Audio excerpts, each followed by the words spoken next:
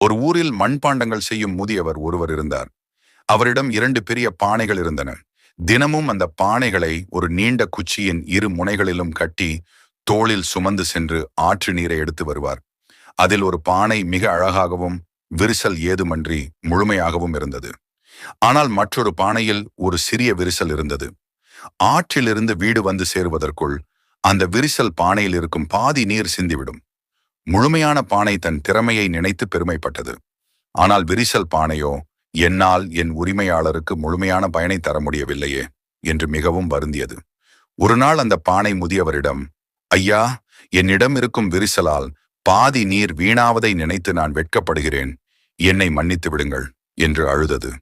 அதற்கு அந்த முதியவர் மென்மையாக சிரித்துவிட்டு சொன்னார், நீ கவனித்தாயா, நாம் வரும் பாதையின் உன் பக்கம் மட்டும் அழகான பூச்செடிகள் வளர்ந்திருக்கின்றன.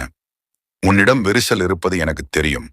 அதை பயன்படுத்தி கொள்ளத்தான் நான் அந்த பக்கம் மட்டும் விதைகளை தூவி வைத்தேன். தினமும் நாம் வரும்போது உன்னிடமிருந்து சிந்தும் நீரால் அந்த செடிகள் வளர்ந்தன. அந்த அழகான பூக்களை பறித்துதான் நான் இறைவனுக்கு சூட்டுகிறேன். நீ மட்டும் இந்த குறையோடு இல்லாவிட்டால் இந்த பாதையே இவ்வளவு அழகாக மாறியிருக்காது.